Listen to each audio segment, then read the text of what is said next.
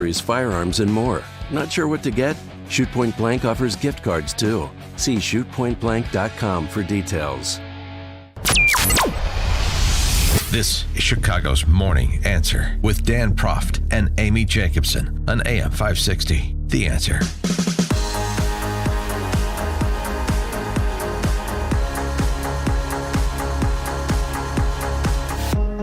Good morning, Dan and Amy. President Trump reacting to the DOJ Inspector General report that was released yesterday after he was briefed on the top lines of it. It's a disgrace what's happened with respect to the things that were done to our country.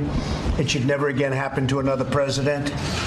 It is incredible, far worse than I would have ever thought possible. And it's an embarrassment to our country. It's dishonest. It's everything that a lot of people thought it would be, except far worse. Well, they fabricated evidence and they lied to the courts and they did all sorts of things to have it go their way. And this was something that we can never allow to happen again. Yeah, 51 violations of violations of procedure, 9 false statements documented by Inspector General Horowitz. That all is being reported and received by Diogenes himself, Jim Comey, who was also the honest man Diogenes was looking for. At least that's the way he's treated by the D.C. press corps. He's the victim in all this. Comey feeling fully exonerated and vindicated, just as he felt after the IG report that centered on him that found that he had abrogated his professional responsibilities as FBI director. It was all made up. 2 years of sitting silently at the FBI while you're lied about.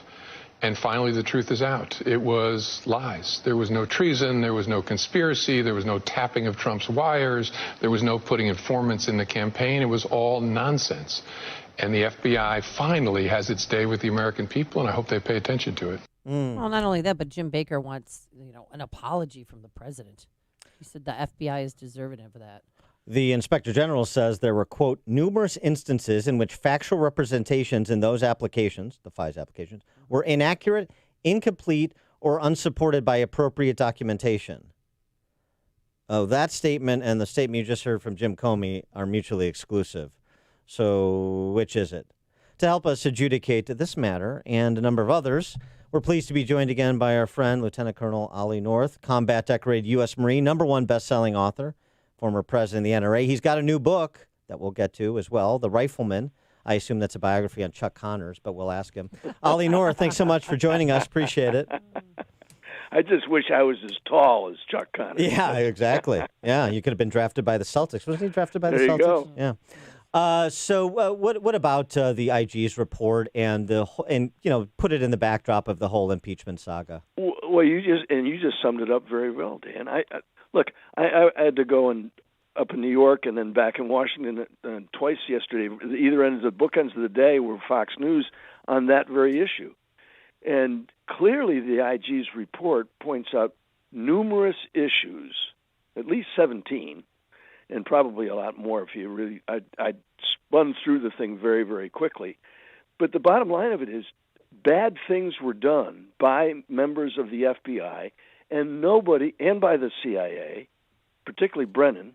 And, you have these 2 directors of these massively important intelligence organizations and law enforcement organizations, the FBI and the CIA, both of whom commit enormous, egregious offenses against the American people and against individuals, to include a person campaigning to be president, people working in his campaign, and presenting information to FISA, the Foreign Intelligence Surveillance Act, that's what FISA stands for, the court, and people are just dragged through the ringer, and no one is held to account.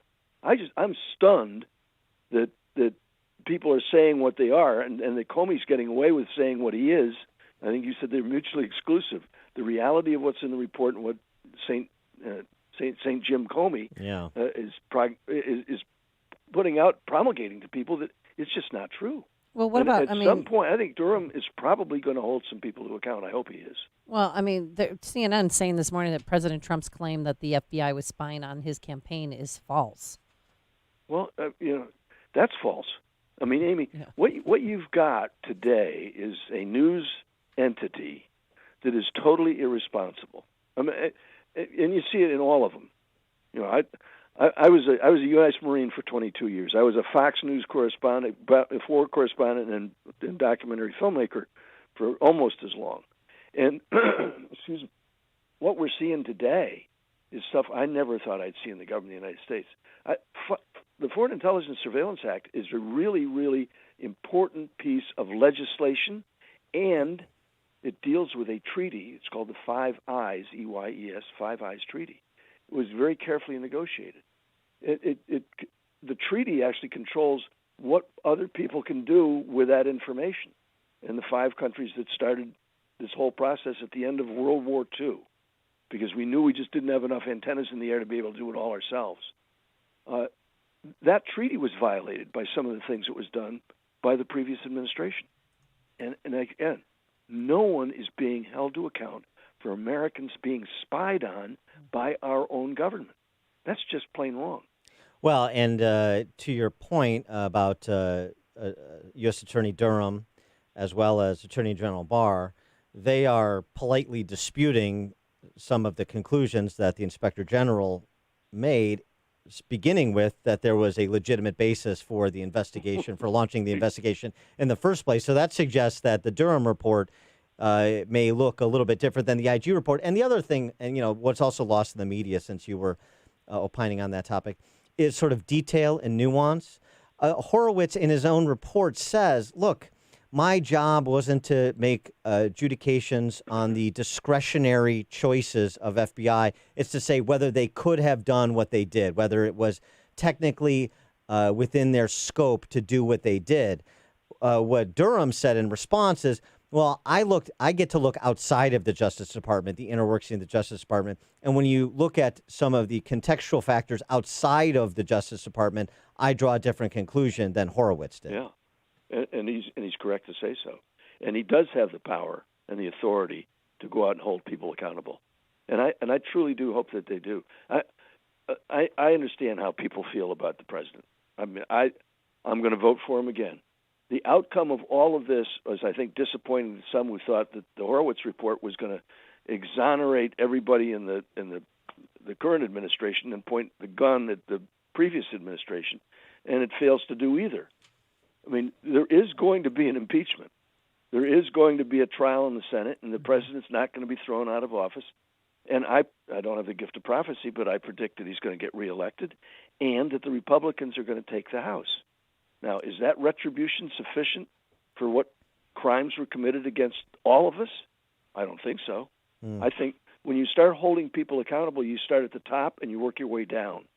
And Horowitz is starting at the bottom and working his way up. Well, and somewhere in between the two of them, Durham and Horowitz are going to meet. Well, and yeah, right. And speaking of the top, also according to the Horowitz report, this not being reported, it confirms that Comey briefed President Obama about the FBI making or attempting to make a determination whether anybody had worked with Russians in the Russians' efforts to interfere in the 2016 election. Right. Comey said he thought it was important that the president know the nature of the FBI's efforts without providing any specifics. So there again, we still have, by the way, crimes that a particular crime that everybody concedes was committed, which was the unmasking of General Flynn, and nobody seems particularly interested in identifying the party responsible. Well, again, I point out the way the system is supposed to work, and without giving away stuff that may still be classified, let me put it this way. I was so concerned about what I was doing overseas that I asked for every one of my phones, and we didn't have 15 cell phones in a family like we do nowadays. Right. But we had wired phones. I asked and got permission to have the National Security Agency and the FBI monitor every one of my phone calls coming and going. Didn't even tell my wife and kids about it. And I did that because I didn't want anybody to ever think that I was out of bounds or working with the bad guys. All right? And it took a whole lot of work to make that happen. And thank God I did, because I ended up getting exonerated because there were something like 400,000 pages of transcripts of phone calls being made on Ollie North's phones. Both his home phone, his office phone, the encrypted telephone that was in my car, and the encrypted telephone that was in our bedroom. And and so it's not something that easily happens. You can't just flick a switch in a Class 3 switch and make it all happen. You have to have lots of permissions to do it. And what they did knowingly was to infiltrate a presidential campaign, and they kept it going after he was elected, and probably right up until the point where Comey was bounced out on his ear. Now, if someone asked me, would I want to go into a firefight with Jim Comey and Brennan, I wouldn't trust those guys to tell me that the sun was going to come up in the east today. Mm-hmm. Mm-hmm. Speaking of your time and service to the country, I wanted to get your take on another topic. What, if any, policy changes should the U.S. military be considering when it comes to safety on U.S. military installations after the Pensacola Naval Air Station shooting?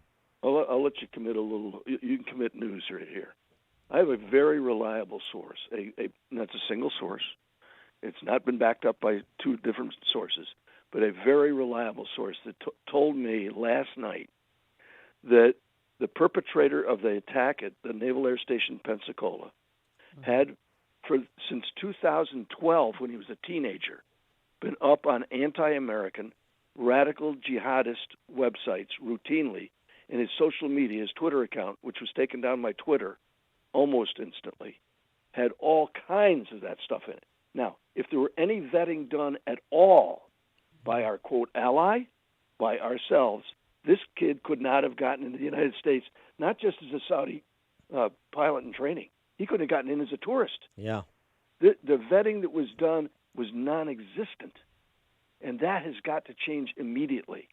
And my hope is that people are paying attention over at the Pentagon, because it's wonderful that we got allies that want to come and get trained here in America. There's thousands of them here all the time. It's a terrific thing, and it does expose people to the kinds of country that we are, and they hopefully take some of that back home with them when they're done with it. Well, not just the skill set that you get at a flight school, but all the other kinds of schooling that we run through the Pentagon that the American people pay for, and sometimes get a little bit of reimbursement. What happened in Pensacola would never have happened had there been adequate vetting. And all it would have taken is you just notify everybody. You're coming here to be trained. I don't care if you're from Norway or Oman. If you're coming to the United States, we're going to monitor your phones. We're going to listen to what you say to people. We're going to check your social media, or you're not coming. It's very simple. And very few of these radical Islamist terrorists who've done this kind of thing repeatedly, I mean, think about it. They predict what they're going to do. They tell other people they're going to do it, and they go up and proudly, I'm going to go out and martyr myself. That's the way this guy is being portrayed in parts of that world right now, even in Saudi Arabia. Even the fact, too, that he had a viewing party where they watched mass shootings the night before, and no one said anything. No one came forward. Precisely. Absolutely right, Amy. You think about it. Well, gee, yeah, we went to the dinner party with, had some wonderful awful, and nobody said a boo. What's the old expression we tell our kids? You see something, say something. Nobody said a darn thing. I mean, it's not our fault that this guy became a radical Islamist. He was obviously that way before he got here. He continued to stay that way. It's our fault that we didn't pay more attention.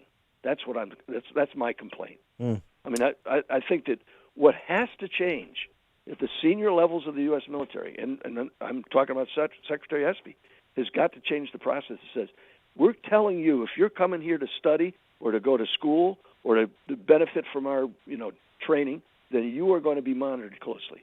And we may have to look a little more closely at those guys than the Norwegians that come. That sounds like profiling. I know. God help me. Well, yeah. It's okay. Sometimes you need to profile. Or as you said, just institute a protocol that has full coverage and everybody gets treated equally, equal vetting. Well, before we let you go, of course, wanted to give you an opportunity to profile your new book and bestseller, The Rifleman, and this harkens back to Revolutionary War heroes that perhaps people don't know a lot about. Yeah. This all came from an interview that I did. Our nation's capital is in the midst of seemingly intractable, destructive disarray. Opponents of our commander-in-chief have launched intrigues in Congress to remove him from his post. Spies, traitors, and terrorists abound, threatening the lives of those serving in our military. And in the midst of an undeclared war, the issue of whether women should be allowed in the combat zone has become a contentious issue. Sounds a lot like today. That's 1775. Wow. Okay. Nothing new in this world, just the history we don't know. Yeah. Groundhog Day, deja vu all over again. Yeah. So, and this is a book about real American heroes. I spent my life with American heroes. My dad was the first hero I ever knew. These are American heroes. And if Daniel Morgan were still alive today, I could throw a stone in the Shenandoah River and get him wet, because this is where he came from. And this is where he walked 600 miles to Boston in 21 days. And I tell the Boy Scouts that when I take them up to Washington's Overlook on the Appalachian Trail, looks right down into the valley. Think about it. And the kids are the little older ones. The guys are working on their Eagle badge. He said, "Hey, the I-95 wasn't here then, was it?" No. 21 days, 31 miles a day average, hiked all the way to Boston. Wow. And then led the first offensive that the Congress direct. This is a perfect example of Congress meddling in what they ought to stay away from. Inside Congress, they're trying to get rid of the commander-in-chief they just appointed. There's people plotting against George Washington. And Congress says, the British are basically in siege in Boston. We can't launch an offensive against them. They can't launch an offensive. It's a gridlock. So let's launch an offensive. Let's go invade Canada. And it's the middle of winter. What's the temperature? I just heard the news and weather on your end of the world. 25 degrees tonight? Yeah, 6 degrees with the 244 wind years chill. ago, Yeah. 244 days today, Daniel Morgan's riflemen were perched on the St. Lawrence River trying to figure out how to break into Quebec. And they launched the attack on the last day of the year, December 31st. I don't want to give away the end of the story, but I think the word disaster is appropriate. Well, look, I'm ready to go invade Canada again. Try it another time. Remove blackface. Yeah. He is Lieutenant Colonel Ollie North, combat decorated U.S. Marine, #1 best-selling author, former president of the NRA. So many accomplishments, and his new book, which I'm sure will go to #1 as well, The Rifleman. Ollie North's The Rifleman. You want to pick that up. Lieutenant Colonel Oliver North, thanks so much for joining us again. Good luck with the book. God bless you, Dan. Amy Semper Fi. Go to Amazon.com. You can get it in time for Christmas, by the way. All right. There you go. All right. Thank Thanks so you much. so much.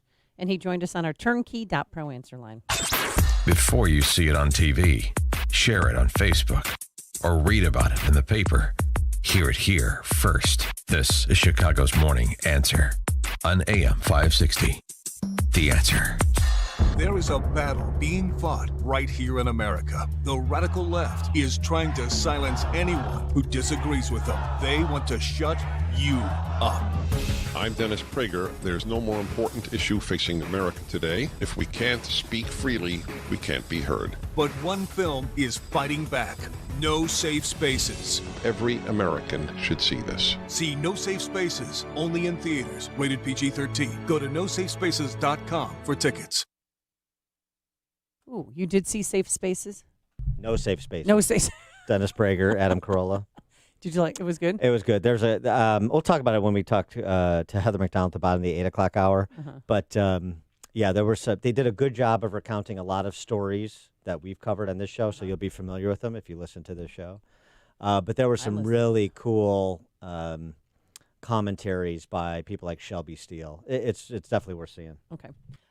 Exclusive offer for our listeners just in time for the holidays.